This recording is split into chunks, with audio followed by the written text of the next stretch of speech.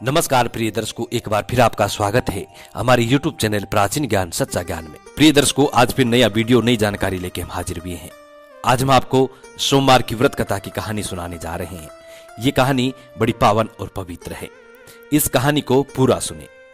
शिव महापुराण में इस कहानी के बारे में ऐसा बताया गया है कि जो इंसान इस कहानी को पूरी लगन से और मन से ध्यान लगाकर सुनता है तो देवादिदेव महादेव उसके सभी कष्टों को दूर करते हैं और उसके घर परिवार में सदैव सुख समृद्धि बनी रहती है।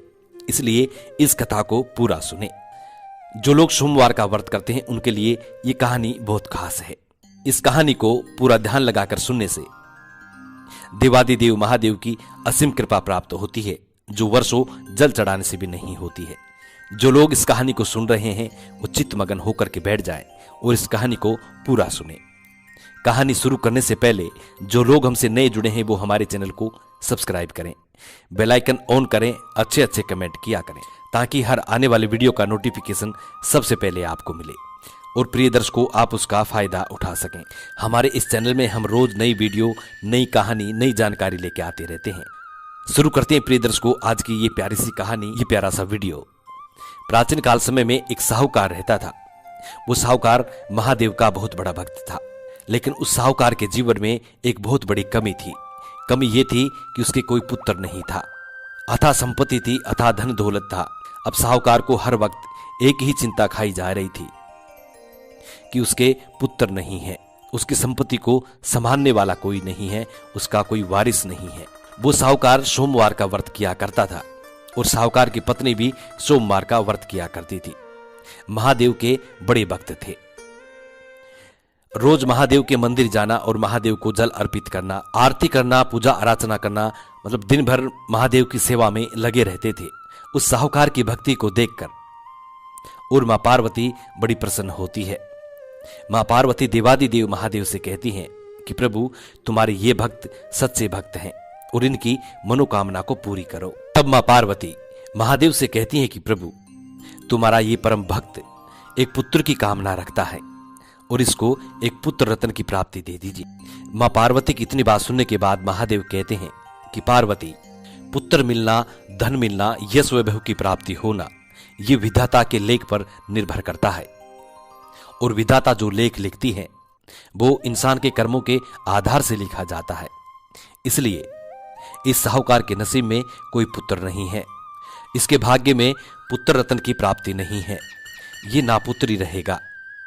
लेकिन मां पार्वती जिद करती है और कहती है कि महादेव आप कालों के काल हैं, तीनों लोकों के स्वामी हैं, आपसे बड़ा कौन है इस दुनिया में। आप चाहे तो पल भर में क्या से क्या नहीं कर सकते। इसलिए मेरा आपसे आग्रह है कि आपके इस भक्त साहूकार को एक पुत्र दिया जाए। मां पार्वती की जिद करने पर महादेव कहते हैं कि ठीक है पार्वती, यदि तुम कह रही हो तो इसको एक पुत्र मैं देता हूं, लेकिन वो पुत्र अल्पायु होगा, उसका जीवन बहुत छोटा होगा, उसकी आयु मात्र 12 वर्ष की होगी। मां पार्वती कहती है कि ठीक है महादेव, जैसी आपकी इच्छा। उसी रात महादेव उस साहूकार के सपने में आते हैं और साहूकार से कहते हैं कि तुम्हें पुत्र प्राप्ति होगी और तुम्हारा पुत्र अल्पायु होगा, मात्र 12 वर्ष की उसकी आयु होगी। प्रिय दर्शकों, महादेव इतनी कहकर अंतर्ध्यान हो जाते हैं, महादेव वहां से चले जाते हैं। अब साहूकार महादेव की इस बात को सुनकर थोड़ा खुशी भी होता है और थोड़ा नहीं भी खुशी रहता है, क्योंकि उसको ये मालूम था कि मेरे पुत्र तो होगा लेकिन वो अल्पायु होगा, मात्र 12 वर्ष तक वो जीवित रहेगा, उसके बाद वो खत्म हो जाएगा। तो इसलिए वो दुखी भी था। थोड़ी खुशी इसलिए थी कि वो ना पुत्री था तो उसको कुछ दिनों के लिए ही सही, लेकिन पुत्र प्राप्ति हो रही है, उसको पुत्र मिलने वाला है। उसके कुछ दिनों बाद साहूकार की पत्नी गर्भवती हो जाती है और 9 महीने बाद उसको एक सुंदर पुत्र रत्न की प्राप्ति होती है। साहूकार अपने पुत्र की अल्पायु का जो राज है किसी को नहीं बताता है, अपने सीने में रखता है। जब पुत्र रत्न की प्राप्ति हो जाती है तो साहूकार उसका अच्छे से पालन पोषण करता है और जब साहूकार का पुत्र 10 वर्ष का हो जाता है तब साहूकार उसको काशी पढ़ाई करने के लिए रवाना कर देते हैं। साहूकार सोचने लगता है कि मेरा पुत्र अल्पायु है और ये 12 वर्ष तक जीवित रहेगा। इससे अच्छा ये है कि इसको मैं काशी पढ़ाई करने के लिए भेज दूं। देवादिदेव महादेव की नगरी है और महादेव की नगरी में ये जाएगा और महादेव की सेवा पूजा अर्चना करेगा, तो हो सकता है महादेव की कृपा हो जाए तो इसको जीवन दान मिल जाए। यही सोचकर अपने पुत्र को साहूकार काशी पढ़ाई करने के लिए भेजने की तैयारी करते हैं। साहूकार अपने साले साहब को बुलाते हैं और अपने साले साहब को अपने पुत्र के साथ भेजते हैं। अब दोनों मामा और भांजा काशी के लिए रवाना होते हैं। साहूकार अपने साले से और अपने पुत्र से कहता है कि रास्ते में जहां भी जाओ यज्ञ हवन करते हुए जाना और काशी में जाके तो यज्ञ हवन आपको जरूर ही करना है। दोनों मामा भांजा कहते हैं कि ठीक है, जैसी आपकी आज्ञा हम वैसा ही करते हुए जाएंगे। अब दोनों मामा और भांजा काशी के लिए रवाना हो जाते हैं। चलते चलते रास्ते में एक नगर में रुकते हैं। उस नगर का राजा अपनी पुत्री की शादी एक ऐसे लड़के से कर रहा था जो एक आंख से काना था। उस लड़के का काना होने का राज नहीं तो राजा को मालूम था, नहीं राजा की पुत्री को मालूम था। किसी को भी यह पता नहीं था कि राजा की पुत्री से जो विवाह करने लड़का आ रहा है वो एक आंख से काना है। उस लड़के का पिता अब ये सोचता है कि यदि राजा की पुत्री को या राजा को यह पता चल गया कि हमारा पुत्र काना है तो उनकी लड़की की शादी हमसे नहीं करेंगे। यही सोचकर वो किसी ऐसे लड़के की तलाश करता है जो उसके लड़के की जगह राजा की लड़की से फेरा ले सके और शादी कर सके। तभी उस लड़के के पिता को उस साहूकार का लड़का मिल जाता है और वो साहूकार के लड़के से कहता है कि मैं तुम्हें बहुत सारा धन दूंगा यदि तुम मेरे लड़के की जगह दूल्हा बनकर और राजा की लड़की से शादी करो तो। और शादी करने के बाद तुम्हें निकल जाना और किसी से कुछ नहीं कहना है। तुम्हारा जो धन तय किया जाएगा वो तुम्हें मिल जाएगा और तुम यहां से चुपचाप निकल जाओगे। दोनों मामा भांजा उस व्यक्ति की इतनी बात सुनने के बाद काफी सोचते हैं और दोनों राजी हो जाते हैं, हां कर लेते हैं। अब साहूकार का लड़का दूल्हा बनकर राजा की लड़की के जाके तोरण मारता है। तोरण मारने के बाद वो लड़का उस लड़के के पिता से कहता है कि मेरा काम हो गया है, क्या मैं जा सकता हूं? कि अभी नहीं, तुम्हें राजा की लड़की के साथ फेरे भी लेने हैं, पूरा विवाह संपन्न करवाना है। फिर साहूकार का लड़का राजा की लड़की से पूरा विवाह संपन्न करता है, 7 फेरे लेता है। तभी साहूकार का लड़का राजा की लड़की के चुनरी के पल्लू पर यह लिख देता है कि तुम्हारे संग शादी करने वाला मैं काशी जा रहा हूं और अब तुम जिसके साथ जाने वाली हो वो एक आंख से काना है। मैंने तुम्हारे साथ शादी की है लेकिन तुम्हें ले जाने वाला दूसरा है और मैं काशी जा रहा हूं। इतनी बात वो लड़का उस राजा की लड़की के पल्लू पे लिख देता है जिसके साथ उसने शादी की थी। उसके बाद वो लड़का उस दूल्हे के पिता से जो रकम तय की थी, जो पैसा तय किया था, वो लेकर के और वहां से दोनों मामा भांजा काशी के लिए रवाना हो जाते हैं और काशी पहुंच जाते हैं। काशी में जाकर के वो लोग यज्ञ करते हैं, हवन करते हैं, देवादिदेव महादेव की पूजा अर्चना करते हैं।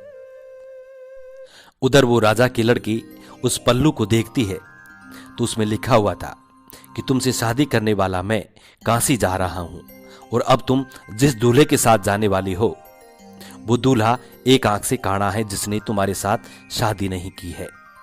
राजा की लड़की उसको पढ़ने के बाद अपने पिता से कहती है कि पिताश्री, इस व्यक्ति का जो लड़का है ये मेरा दूल्हा नहीं है, ये मेरा पति नहीं है। जो मेरा पति है, जिसने मेरे से शादी की है, वो काशी गया है और वो काशी में है। अपनी पुत्री की इतनी बात सुनने के बाद राजा उस दूल्हे को पिता को बुलाता है और उससे सच जानने की कोशिश करता है। राजा के डर के मारे उस दूल्हे का पिता सारी बात सच बताता है और कहता है कि आपकी पुत्री से शादी करने वाला लड़का दूसरा है। मेरे पुत्र की एक आंख खराब है, इसीलिए मैंने उस लड़के को अपने लड़के की जगह पर दूल्हा बनाया था। उसके बाद राजा अपनी पुत्री को उस काणे लड़के के साथ नहीं भेजता है और इंतजार करता है अपने जमाई का आने का। उसके बाद कुछ समय निकल जाता है। कुछ समय निकलने के बाद उस लड़के के 12 वर्ष पूर्ण होने को आ जाते हैं। जिस दिन साहूकार के लड़के के 12 वर्ष पूर्ण होने को आते हैं तो उसको चक्कर आने लगते हैं, सर में दर्द होने लगता है। वो अपने मामा से कहता है कि मामा श्री, मेरी तबीयत खराब है और मैं अंदर जाके आराम करता हूं। अपने मामा से इस बात को कहकर वो अंदर कमरे में चले जाता है और वहां पे सो जाता है। जैसे ही साहूकार का लड़का कमरे में जाता है और सोता है तभी उसके प्राण निकल जाते हैं, वो खत्म हो जाता है। उसके बाद साहूकार के लड़के का मामा आता है और वो देखता है कि उसका भांजा खत्म हो गया है, लेकिन वो हल्ला नहीं करता है क्योंकि उसको यज्ञ की पूर्णाहुति देनी थी, पंडितों को भोजन खिलाना था।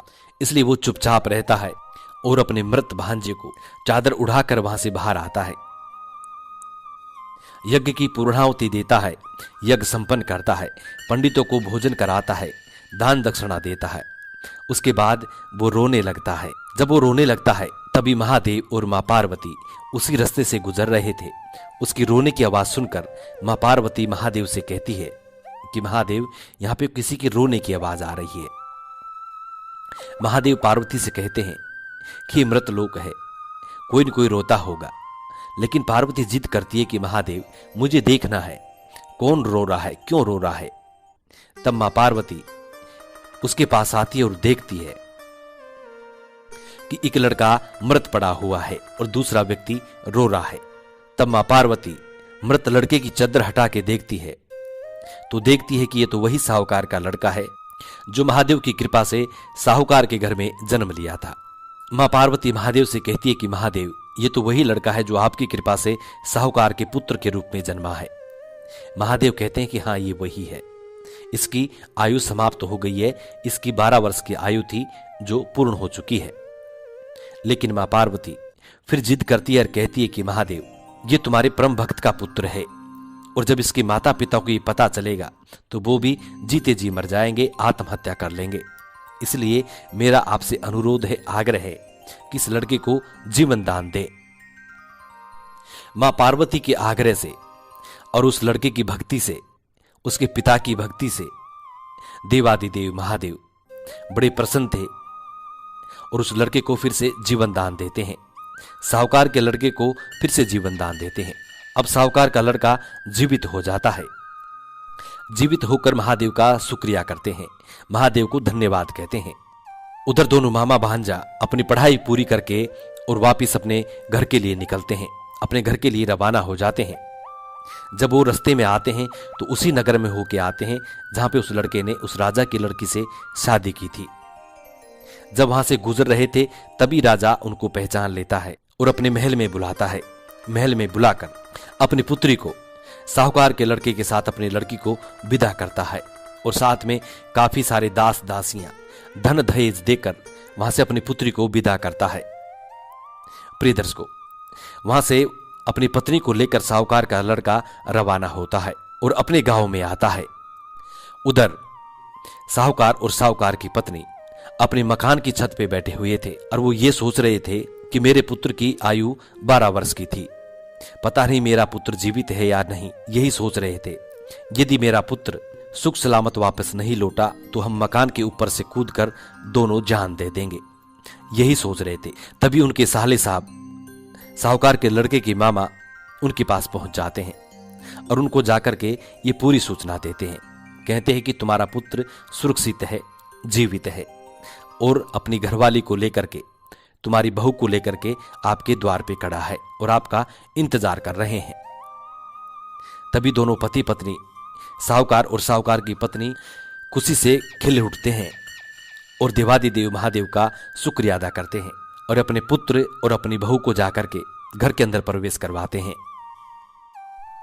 प्रिय दर्शकों, ऐसी होती है महादेव की कृपा, उनका गर्भाशय बसता है, सुखमयी उनका जीवन होता है। देवादिदेव महादेव जैसा साहूकार के साथ किया वैसा सभी के साथ करें। जैसे साहूकार के लड़के को जीवित किया वैसे सभी के घरों में सभी के लड़कों को जीवन दान दें। ये कहानी यहां समाप्त होती है। जो लोग सोमवार का व्रत करते हैं उन पर देवादिदेव महादेव की असीम कृपा होती है। प्रिय दर्शकों, हम उम्मीद करते हैं कि ये कहानी आपको जरूर पसंद आई होगी। जी नमस्कार, धन्यवाद।